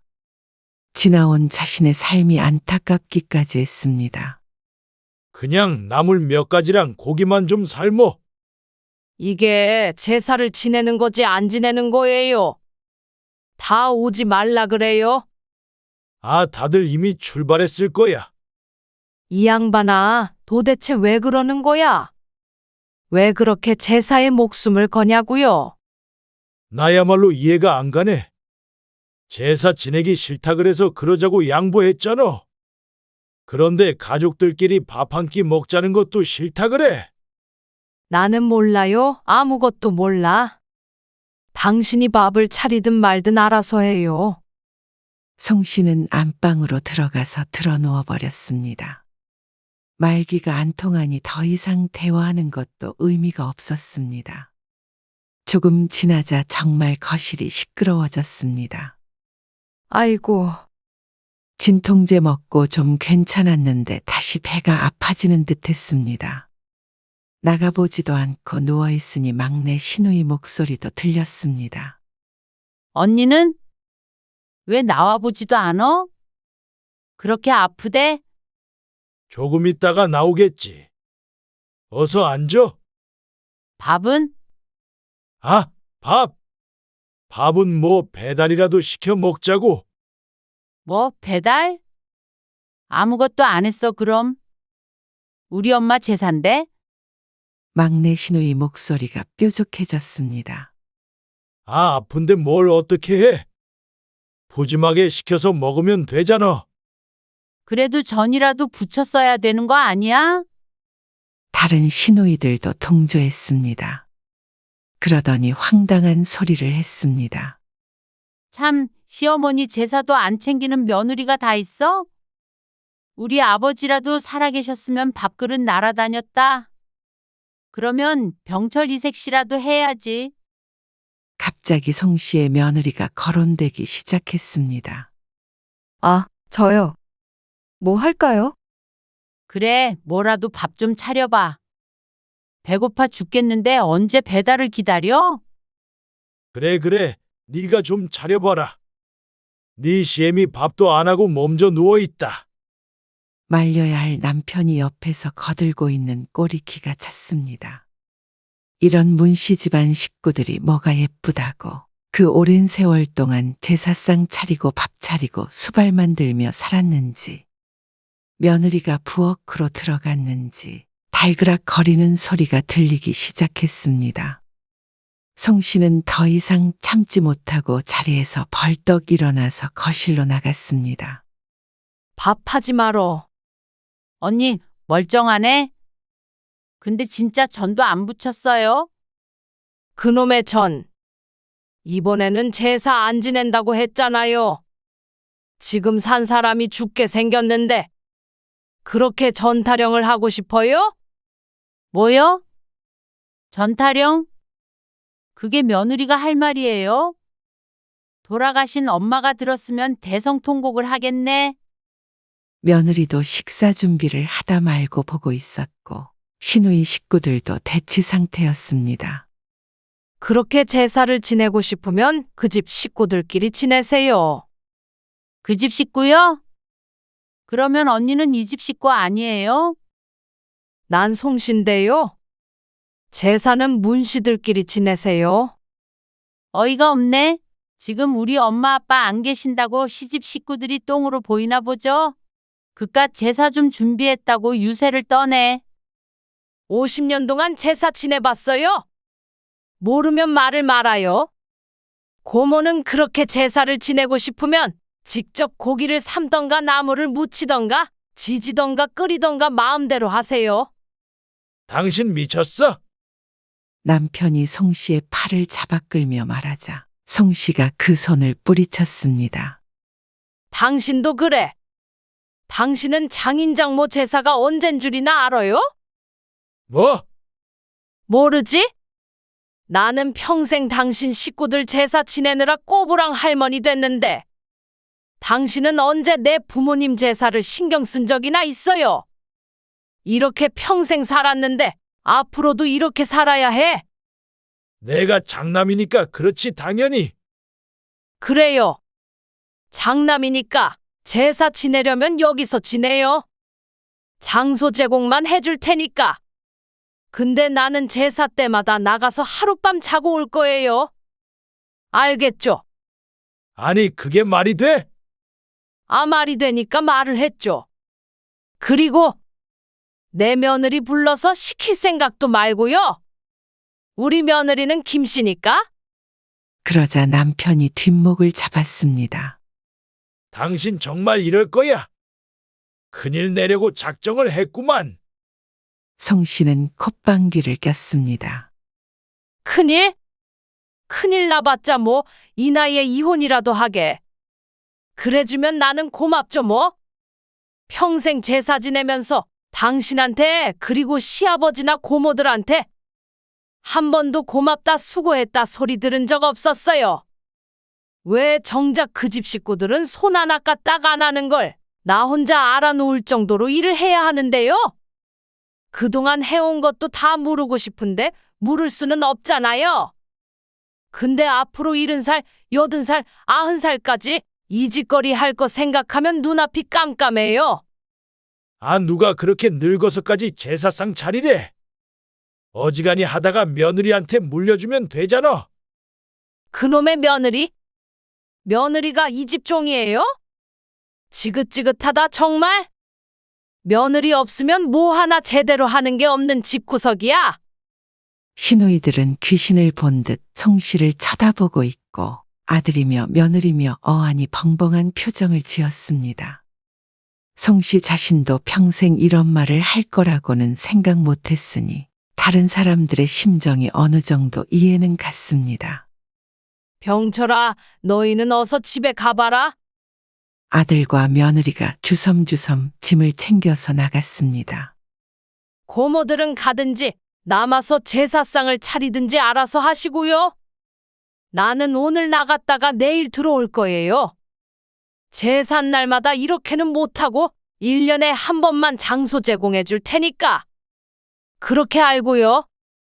그러고는 성씨도 그 집을 나와버렸습니다. 시누이들이 손가락질을 하고 남편도 화를 냈지만 뒤도 안 돌아보고 나와버렸습니다. 문 밖에서 기다리고 있던 며느리가 말했습니다. 어머니, 가실 곳도 없잖아요. 저희 집으로 가요. 성씨는 가슴이 뚫린 듯 시원하기도 하고 씁쓸하기도 했습니다. 이 정도까지 뒤엎지 않으면 모든 것을 당연하게 생각하는 남편과 그 동생들이 미웠습니다. 부디 자신에 대해서 이런 일들이 끝나기를 빌었습니다. 아직도 심장이 벌렁거리는 것 같지만 마음을 독하게 먹기로 스스로 다짐했습니다. 며느리에게도 단단히 일러둘 생각이었습니다. 휴대폰이 계속해서 울려댔지만 전원을 꺼버리자 잠잠해졌고 성씨의 마음도 조금은 잠잠해졌습니다.